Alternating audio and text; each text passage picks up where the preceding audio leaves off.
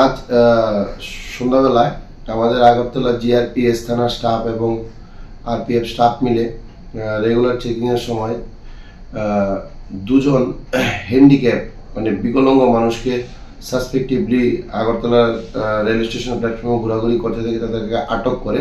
তাদের সঙ্গে দুটো ব্যাগ ছিল এবং তাদের নাম ছিল যথাক্রমে একজনের নাম ছিল রজনীকান্ত শাহ, আরেকজনের নাম বম কুমার।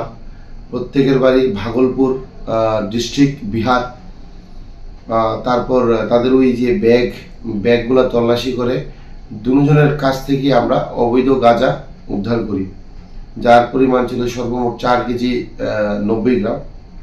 কালোবাজারি মূল্য প্রায়, তাদের বক্তব্য অনুযায়ী যে বিহারে যদি তারা নিতে পারতো এটা হয়তো বা 1 লক্ষ টাকা তারা বিক্রি করতো।